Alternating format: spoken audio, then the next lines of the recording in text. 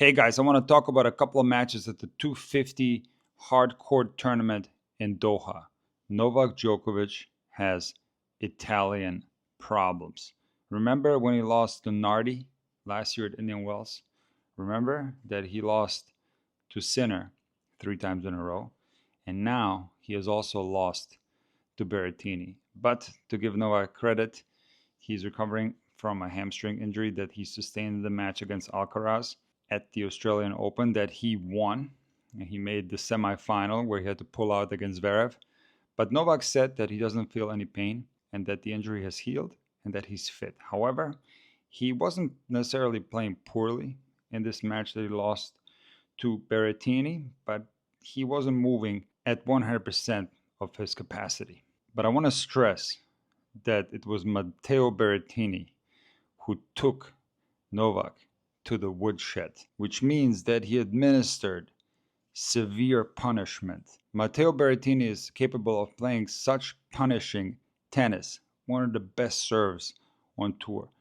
Maybe the best or one of the best second serves on tour and one of the best forehands on tour. When he's on, when he's playing with confidence, he is so unbelievably dominant on the court, and he displayed that against Novak Djokovic that wasn't 100% fit. Now, the good news on Djokovic is that Novak is trying hard. Remember last year in the beginning of the season, after losing to Sinner at the Australian Open in the semifinals, Djokovic had some really weird losses where he seemed out of it mentally, and in some of these matches he wasn't even trying that hard. And then he, of course, turned it on at the French Open and at Wimbledon. And of course, he won the Olympics after that. That is not happening this year. The sheer fact that he played Brisbane, then the Australian Open where he got hurt, the sheer fact that he is playing in Doha means that he's ready to challenge Sinner and Alcaraz for the big titles. Will he be able to do it? I have my doubts regarding Sinner. Djokovic seems to have Alcaraz's number, at least at the moment, in some of the big matches that they played. Now, I want to dedicate this video to one of the most exciting matches that I've seen in a long time. And remember when I talked about Madison Keys trying to serve out the match injured against Paolini in the 4th round of Wimbledon in 2024, where she basically had the match on her racket, but unfortunately she had a pulled muscle and she wasn't able to do it. And I find this so interesting when players have a chance to finish the match off on one leg. And this is exactly what happened in the match between Medjedovic and Tsitsipas. Now, for you guys that watch my latest Monday morning rant, you know that I am a big believer in Medjedovic. He is one of the most exciting players coming up on tour right now. He's a power player. The way he's built reminds me of Becker a little bit. He's got a humongous serve. He's got a humongous forehand. Last week, he made the final of Marseille, where he lost to Hugo Humbert. And in the match against Tsitsipas, he played extremely well in the first set, which he won 7-5. Tsitsipas was also playing well, and he took the second set 7-5. Now, they were on serve. Medjedovic was up 5-4, and it was Tsitsipas serving. And in the first point of the rally, Tsitsipas hit a forehand cross-court winner, and Medjedovic inexplicably went for a slide towards the ball. Now, he didn't play the ball. He was quite far away from it. So Tsitsipas hit a winner, but Medjedovic turned this slide into a splits. In German, we say Spagat. That's where both of your feet go in opposite directions. Most of us normal tennis players can't do that move. And it turns out that Medjedovic couldn't either because he ended up pulling his hamstring. I don't understand why he went into a splits, but he did. He was in a lot of pain, and it looked like the match was over. Tsitsipas actually went over to his side to check on him. He left the court and got a medical timeout, and he came back with a bandage around his hamstring.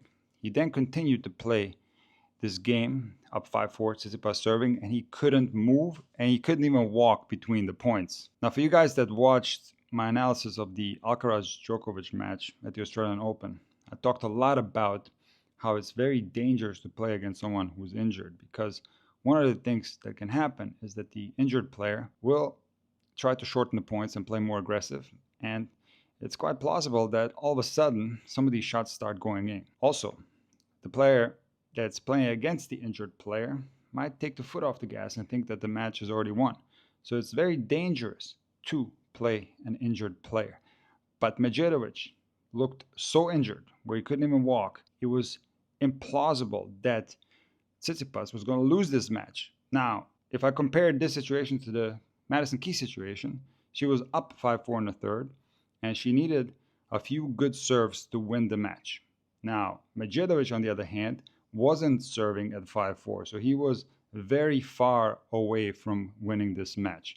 But, to my surprise, at 5-0, Medjedovic hit 5 first serves in a row and won that service game to 15. Now, this service game should put to rest all the talk about the back foot being used on the serve, because Medjedovic slid into the splits with his right leg, and it was the right hamstring that he pulled.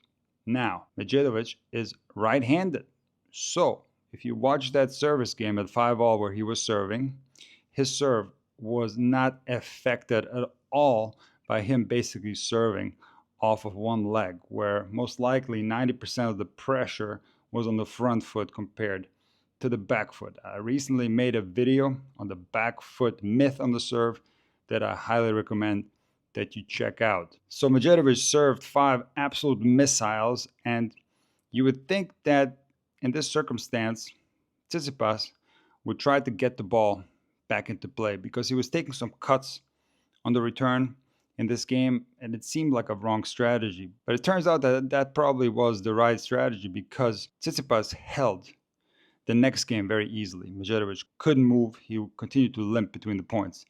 And then in the tiebreak, Tsitsipas actually started just putting the ball back into the court. But Medjedovic could move enough where he was setting up for the ball, and he was absolutely blasting forehands and went up a mini break and found himself up 5-2 in the tiebreak. It was here where Tsitsipas started opening up the court a little bit more with his backhand cross court, and you could see that Medjedovic could not move at all towards his backhand side. When he tried to load that right leg on the backhand, he couldn't do that at all. So in the next rally, where Tsitsipas again tried to move him around, Medjedovic started doing more open stance backhands. So now it's 6-3 Medjedovic. Tsitsipas saves a match point by, interestingly, falling in the same place where Medjedovic fell, but he wins that point. He wins the next point, and now it's 6-5 Medjedovic. He's serving for the match.